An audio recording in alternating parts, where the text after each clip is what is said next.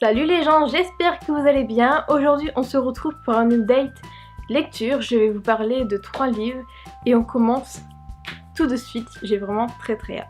On va commencer avec le deuxième tome de Culotté de Pénélope Bagieux aux éditions Gallimard. Je ne sais pas si vous vous souvenez, mais en tout cas j'avais beaucoup aimé le premier tome, des femmes plus que courageuses, des femmes féministes qui ont fait pratiquement vraiment ce qu'elles souhaitaient de leur vie. Et devinez quoi, le deuxième tome est encore mieux. Les planches sont toujours aussi simples et marrantes à la fois, le texte également, c'est tellement bien dessiné et bien expliqué, enfin les dialogues très bien écrits, que à la fin de chaque histoire, on penserait connaître les personnages mieux que personne, alors que en fait, à part dans cette bande dessinée, enfin dans ce livre, on les connaît absolument pas. Comme dans le premier tome, j'avais envie de vous donner certains noms, des noms de personnages, de femmes, pardon, que j'ai beaucoup aimés. Donc là, celles que j'ai beaucoup aimées, ce sont les portraits de Tempe Grandin, de Sonita Alizadeh, de Fulane Devise et Jocelyne Radak. Je vais pas vous montrer leurs planches parce que j'ai vraiment envie que vous lisiez ce tome, mais également le précédent si ce n'est pas encore fait, pour que vous découvriez vous-même ces personnages. Je vais quand même vous montrer vite fait les dessins, mais je vous dirai pas pourquoi j'ai aimé les personnages que j'ai cités.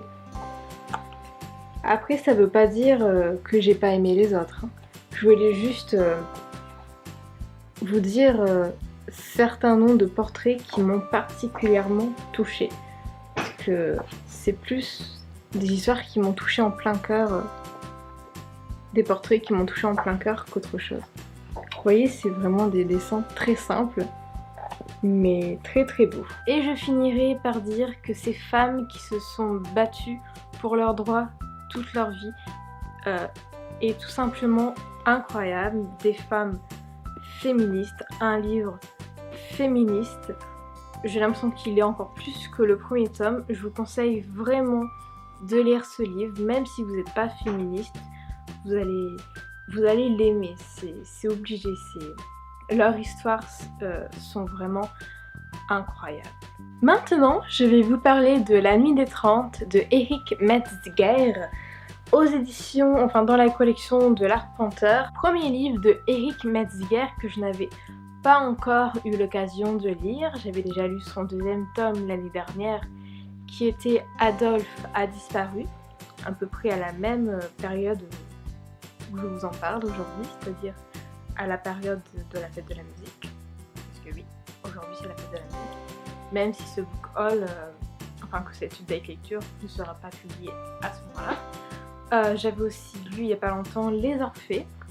En fait j'avais lu le deuxième, le troisième tome, mais pas le premier. Maintenant c'est fait. La plume de l'auteur est, tout comme dans les autres romans, très simple, très jolie, à tel point que j'ai toujours l'impression qu'on peut lire vraiment du n'importe quoi avec Eric Metzger, tellement que sa plume nous emporte. Cela dit, on sent quand même que c'est son premier roman et qu'il n'a pas... Enfin, que c'est pas écrit de la même façon que pour le deuxième ou le troisième. Je sais pas, c'est vraiment son tout premier livre. Mais en tout cas, on sent une légère différence. Mais ça n'enlève rien à sa magnifique plume. Quel magnifique voyage l'auteur nous a fait vivre dans ce roman à travers la vie parisienne. Étant une totale amoureuse de la ville de Paris, je pense que ce roman ne pouvait que me plaire. C'est un roman qui se lit très rapidement, en 1 voire 2 jours maximum. C'est des romans qui sont très courts. Il a tendance à vraiment écrire des romans très courts. Là par exemple, dans celui-là, il y a à peu près 108 pages. Franchement c'est court. C'est écrit aussi là, assez grand.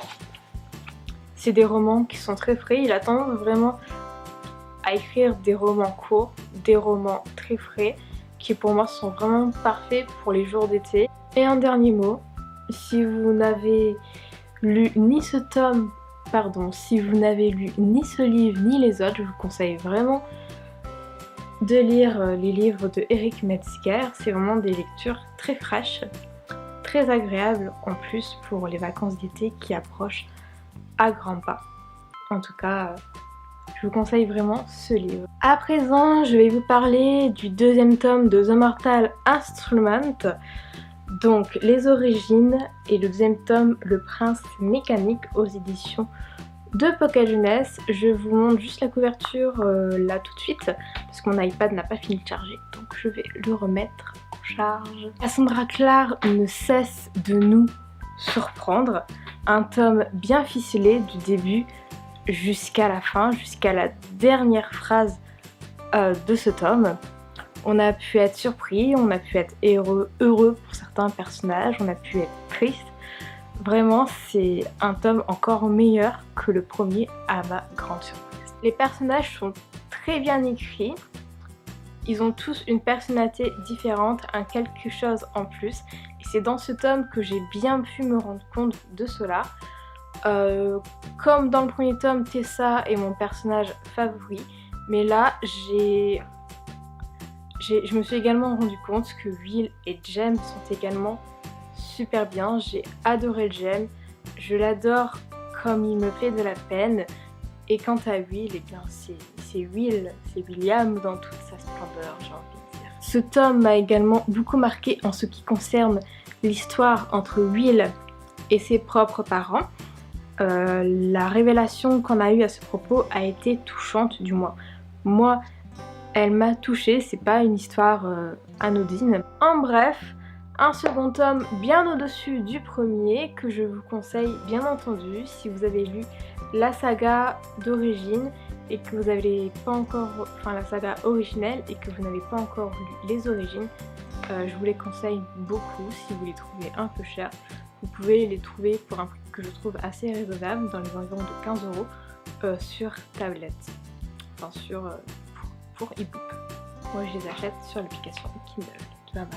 Cette update lecture est maintenant terminée, j'espère qu'il vous aura plu, j'espère qu'il n'aura pas été trop brouillon, j'ai un peu du mal à articuler aujourd'hui comme vous vous en êtes probablement rendu compte, mais j'espère que malgré tout cela, il vous aura plu. N'hésitez pas à me dire dans les commentaires si vous avez lu ces livres, si vous les avez aimés, si vous les avez détestés, n'hésitez pas à me le dire non plus, on peut toujours discuter à propos de ça.